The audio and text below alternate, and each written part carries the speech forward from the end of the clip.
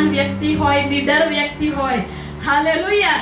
જૂના કરારની અંદર યહોશુઆની અંદર લખવામાં આવેલું છે કે યાકૂબના 12 પુત્ર હતા અને 12 કુળમાંથી 12 વ્યક્તિઓને ચૂંટી કાઢવા માટે કહ્યું અને તેમાં કાલેબ અને યહોશુઆનો પણ સમાવેશ થતો હતો અને કનાનની જાસૂસી કરવાના માટે પ્રભુના સેવકે એઓને મોકલ્યા.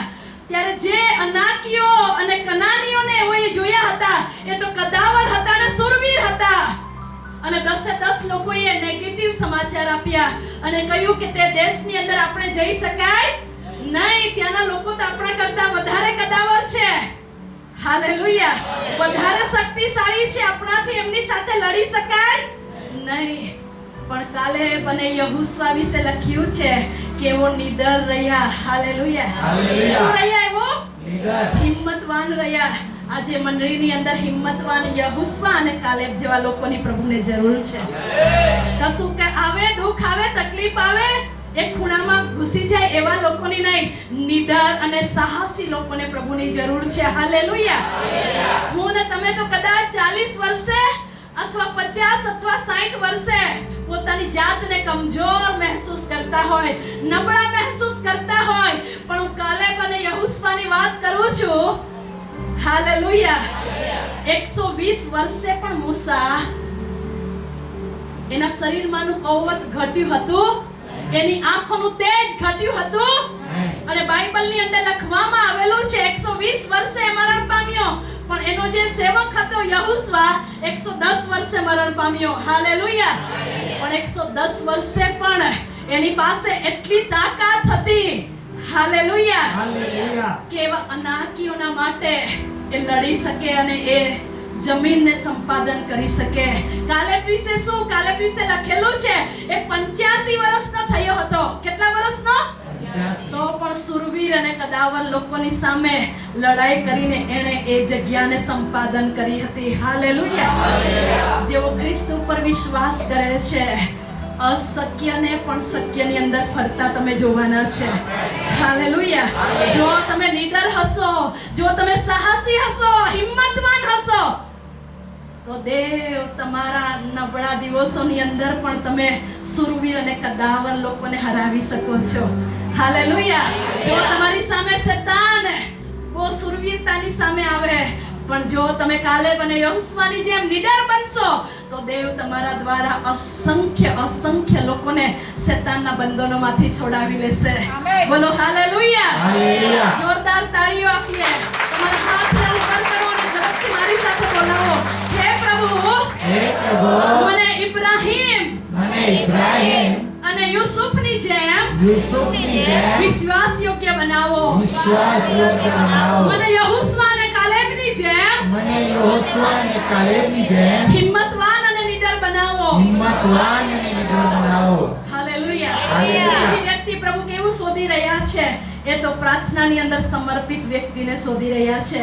દાનિયેલ તેનો 6 અધ્યાય તેના 10મા વચનની અંદર એમ કહ્યું છે. હાલેલુયા. આજે તો આપણે આપણા પોતાના ઘરમાં છીએ તો પણ આપણને પ્રાર્થના માટે સમય નથી મળતો. આપણને કોઈ એવું અડચણ નથી તો પણ આપણને પ્રાર્થના કરવી ગમતી. પણ આ દાનિયેલ વિશે તો એવું લખ્યું છે, એ તો બંદીવાસમાં હતો અને ત્યાં રાજાના હુકમ પ્રમાણે કે કોઈ બીજા દેવની પ્રાર્થના કરતા પકડાશે તો એમના માટે તૈયાર જ હતી અગ્નિની ભઠ્ઠી અથવા સિંહોની માંદ. હાલેલુયા. પણ તો છતાં જોખમ ખેડીને પણ દાનિયેલે પ્રાર્થના કરી કે નહીં કરી? હાલેલુયા. સાંભળી રહ્યા છો? ઈશ્વરને પ્રાર્થનામાં દ્રઢ નિશ્ચયી માણસની જરૂર છે. દાનિયેલ એવા જોખમ ભર્યા પરિસ્થિતિમાં પણ વિશ્વાસુ રહ્યો કે જેમ એ યરૂશલેમમાં કરતો હતો તેમ દિવસમાં 3 વખતે. આપણને તો એમ લાગે ઓ માંદા છીએ તો એક જ વખત પ્રાર્થના કરીને સૂઈ જઈએ, પણ આ તો એવી કટોકટીના સમયમાં પણ દાનિયેલ જોખમ ખેડીને 3 વખતે જેમ પહેલા કરતો હતો તેમ 3 વખતે પ્રાર્થના કરવાનું ચૂકી જતો. આજે પણ એવી વ્યક્તિને પ્રભુ શોધી રહ્યા છે. શું આપણે એવા છીએ? જો નથી તો એવું આપણે કામ કરતા જઈએ. હાલેલુયા. હાલેલુયા. હાલેલુયા. પ્રભુનું વચન શું કહે છે રોમનની અંદર? તમે તમારા જીવનનું જીવતું, પવિત્ર તથા દેવને પસંદ પડતું. હાલેલુયા. પણ આજે પ્રભુને પસંદ છે દાનિયેલ જેવું સમર્પણ. પણ આજે એવી મંડળીઓમાં લોકો દેખાતા નથી કે એવો વિશ્વાસ યોગ્ય રહીને પ્રાર્થનાઓ કરે. પણ પ્રભુ એવા વ્યક્તિને શોધી રહ્યા છે. હાલેલુયા. પ્રાર્થના કરો કે પ્રભુ, દાનિયેલ દ્રઢ નિશ્ચયી રહ્યો, ગમે તેવી પરિસ્થિતિમાં પણ, જોખમભરી પરિસ્થિતિમાં પણ એને પ્રાર્થના કરવાનું છોડી દીધું. પ્રભુ મને એવી વ્યક્તિ બનાવો કે હું પ્રાર્થનામાં કદી પણ નિષ્ફળ નહીં જાઉં. હાલેલુયા. ચોથી વ્યક્તિ પ્રભુ શોધી રહ્યા છે એ તો એવી વ્યક્તિને કે જે સ્થિર વ્યક્તિ હોય. કેવી વ્યક્તિ હોય? હાલેલુયા. હાલેલુયા. વાવાઝોડું આવે તો હોડી ડોલમ ડોલ થાય, આંધી તોફાન આવે તો હોડી, લોકો કહે છે જીવન આવડી ડોલી ડોલી જાય. હાલેલુયા. આ ગીત બનાવ્યું છે, પણ હું તો કહું છું હવે પછી તમારી હોડીને, જીવનરૂપી હોડીને ડોલવા નહીં દો. તમે સ્થિર અને મજબૂત થઈ જાઓ. હાલેલુયા. હાલેલુયા. હાલેલુયા. વહેવાર્યા નાતાલિયા ખિસ્તીઓ નહીં બનીએ. હવે આપણે સ્થિર બનતા જોઈએ. કઈ વ્યક્તિ સ્થિર રહ્યું બાઇબલમાંનું? સંકટ આવ્યું, 10 બાળકો મરણ પામ્યા, બધી સંપત્તિ લૂંટાઈ ગઈ, તો પણ એ પ્રભુની અંદર સ્થિર રહ્યો. એવી વ્યક્તિ હવે મળે ખરી? અયુબ એવા સંકટોમાં પણ એ સ્થિર રહ્યો અને એને પોતે કબૂલ કર્યો કે હું મારા ઉદ્ધારકર્તાને મારી આંખોએ જોઈશ. કેટલું દેવ પર ભરોસો હશે ને. હાલેલુયા. હાલેલુયા. અત્યારે જ વ્યારા વિસ્તારોમાં કેટલાક ઘરો ડૂબ્યા. કેટલાક સમય પહેલા કેટલાક લોકોના ઘરમાં મરણો આવ્યા. લોકોએ કહ્યું જો ઈશ્વર હોત તો અમારા ઘરને આવું નુકસાન ના થાત. હાલેલુયા. પણ અયુબ જેવી પરિસ્થિતિઓમાંથી તો આપણે ગયા નથી, તો પણ પ્રભુની અંદર એ સ્થિર અને અડીગ ઊભો રહ્યો. આ દિવસોમાં એમ તેમ ડોલા ખાનારા નહીં, પણ સ્થિર આપણે રહીએ એવા લોકોને પ્રભુ શોધી રહ્યા છે. હાલેલુયા. પાંચમી વ્યક્તિ હું ઝડપથી તમને કહેવા માંગુ છું, એ તો એવી વ્યક્તિને પ્રભુ શોધી રહ્યા છે કે જેઓ લાગણીશીલ હોય. કેવી હોય? હા, કોઈ માંદાઓને જોઈ, કોઈ બીમારોને જોઈ તો ત્યાંથી એમ જ રસ્તો ચેન્જ કરીને જતા રહે એવું નહીં, પણ લાગણીશીલ વ્યક્તિઓને પ્રભુની જરૂર છે. પાઉલ લાગણીશીલ હતો. હાલેલુયા. કેવો હતો? આજે આપણે પાઉલના જીવન સંબંધી જોવાના છે કે પાઉલ કેવો લાગણીશીલ રહ્યો દેવની સેવાઓના માટે. શું તમે સમજવા માંગો છો એ વાત? લાગણીશીલ નો અર્થ બીજો થાય દયાથી ભરાઈ જવું, અનુકંપાથી ભરાયેલો વ્યક્તિ. હાલેલુયા. આજે તો આપણે કોઈ ગાંડા માણસને જોઈએ તો ત્યાંથી આપણે રસ્તો ફંટાવી લઈએ છીએ, પણ પાઉલ એવા લોકોના છુટકારાના માટે પોતાની જાન પણ જોખમમાં નાખ્યા વગર રહ્યો. આજે કોઈ ભિખારીને જોઈએ તો આપણે કદાચ ત્યાંથી પસાર થઈ જઈએ છીએ ને એવોને કદાચ નથી આપતા, પણ આટલો મોટો સેવક જેણે બાઇબલમાં સૌથી વધારે પુસ્તક લખ્યા, એના વિશે ઘણી બધી વાતો લખવામાં આવી છે. હાલેલુયા. તમે ફિલિપીના પત્રની અંદર 3 અધ્યાયમાં જોશો તો પાઉલનું હૃદય કેટલું લાગણીશીલ હતું એ તમે સમજી શકશો. હાલેલુયા. હું તમને બતાવવા માંગુ છું 2 કોરિન્થીનો તેનો 12મો અધ્યાય 14 અને 15મી કલમ. શું તમે સમજી રહ્યા છો કેવી વ્યક્તિઓને પ્રભુ શોધી રહ્યા છે? જો આપણી અંદર એવું વ્યક્તિત્વ નથી, એવા ગુણ નથી, તો પ્રભુને કહીએ પ્રભુ આજે તું અનુગ્રહ આપ કે અમને તમે એવા બનાવો. હાલેલુયા. કેટલાની ઈચ્છા એવી છે કે એવી વ્યક્તિઓ જે પ્રભુ શોધી રહ્યા છે એવી અમે બની જઈએ. હાલેલુયા. તમારા કુટુંબોમાં, તમારી મંડળીઓમાં પ્રભુએ એવા વ્યક્તિ આપ્યા છે. અનાથો, વિધવાઓને, ગરીબ લોકોને. હાલેલુયા. આપનારા લોકો અહીં છે, મારે બહુ કહેવાની જરૂર નથી. હાલેલુયા. જો અહીંયા આપણે એવું ને ઘણું બધું માન આપીએ, પ્રભુ સ્વર્ગની અંદર એનો એવોર્ડ આપવાના છે. એવોર્ડના માટે હું નથી બોલતી. હાલેલુયા. અને વાંચીએ 2 કોરિન્થી તેનો 12મો અધ્યાય 14 અને 15મું વચન. જુઓ, હું આ ત્રીજી વાર તમારી પાસે આવવાને તૈયાર થયો છું અને તમને ભારરૂપ નહીં થઈશ, કેમ કે હું તો તમારું દ્રવ્ય નહીં પણ તમને મેળવવાની ઈચ્છા રાખું છું. પાઉલ શું કહે છે?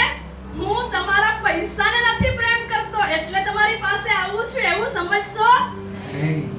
આજે ઘણા બધા સેવકો વિશે મને અફસોસ સાથે કઈ ગાડીમાં લેવા આવશો ને કેટલા દાન આપશો એ પૂછે છે, પણ પાઉલ વિશે શું એમ કહે છે, હું તમારા દ્રવ્યની આશા રાખતો પણ હું તો તમને વધારે પ્રેમ કરું છું. Hallelujah, hallelujah, hallelujah, hallelujah. Paul જાણતો હતો કે આ દુનિયામાં હું જ્યાં જ્યાં જઉં છું એ બધા લોકોના માટે ઈસુએ બલિદાન આપ્યું છે અને બધાને બચાવવાની જવાબદારી મારી છે. એટલા માટે પાઉલ જઈ રહ્યો હતો. હાલેલુયા. હાલેલુયા. અને શું કહે છે એ?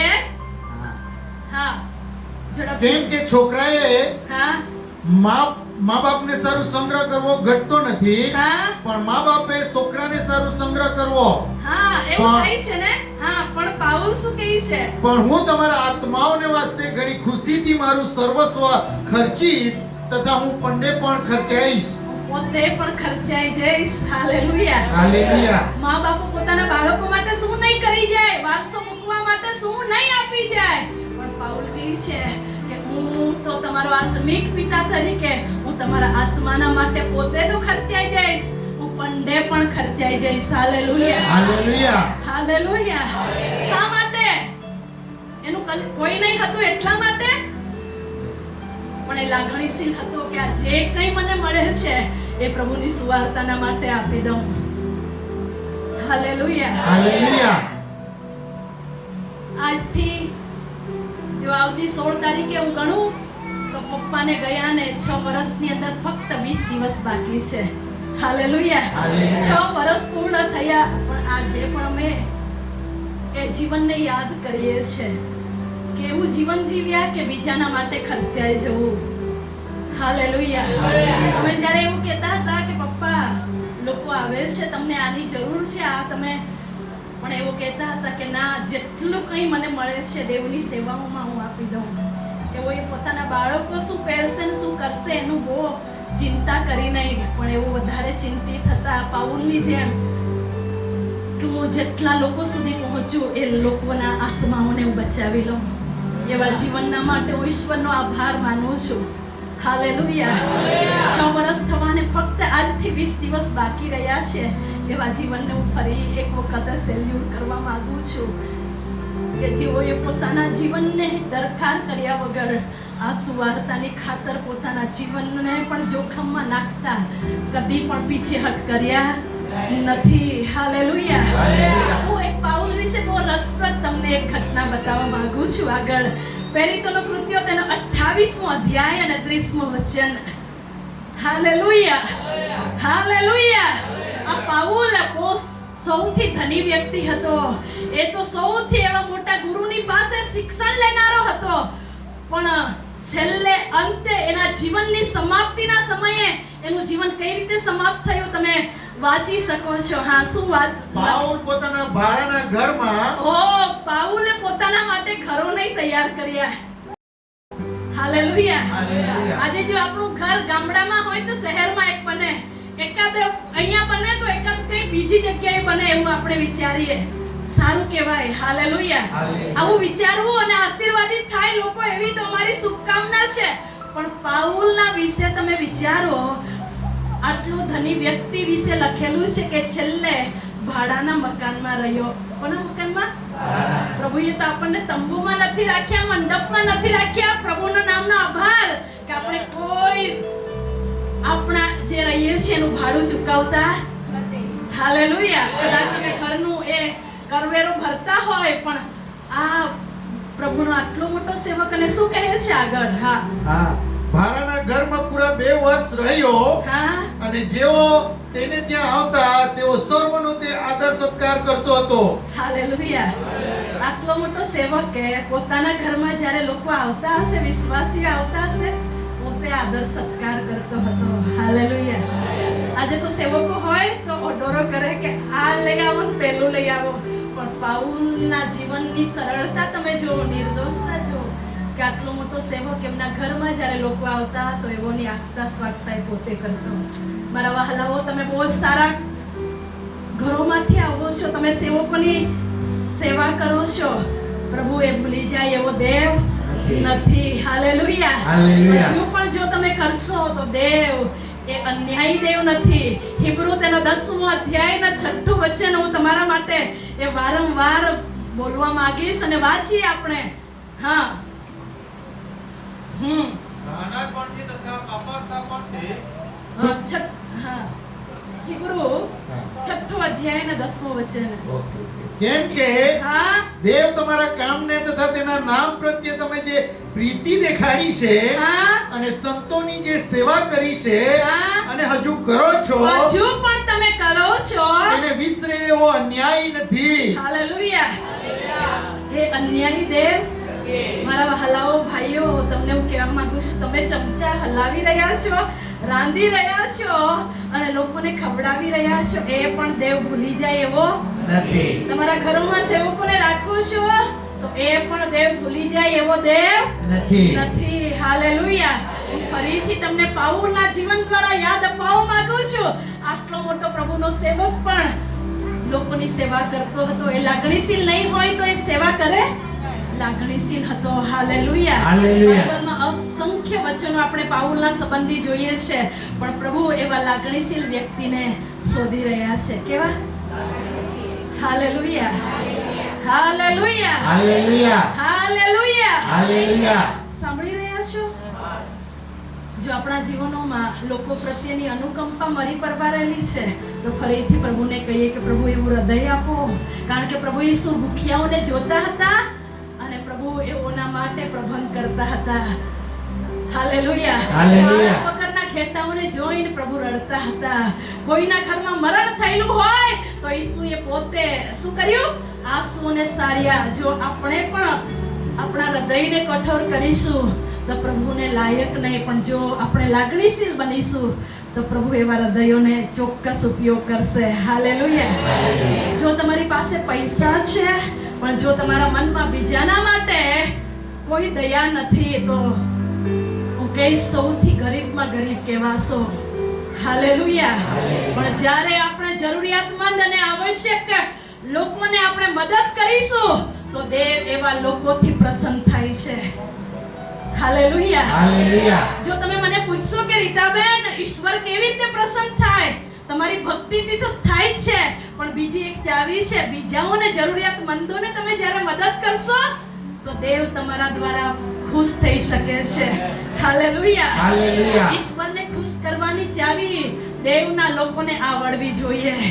હાલેલુયા. હાલેલુયા. હાલેલુયા. હાલેલુયા. એટલા માટે હું તમને કહું છું, જરૂરિયાતમંદ અને આવશ્યકતા વાળા જ્યારે લોકોને તમે જુઓ છો એવા લોકોને મદદ કરી દો. હાલેલુયા. હાલેલુયા. ત્યારે પ્રભુને તમે રાજી કરી શકો છો.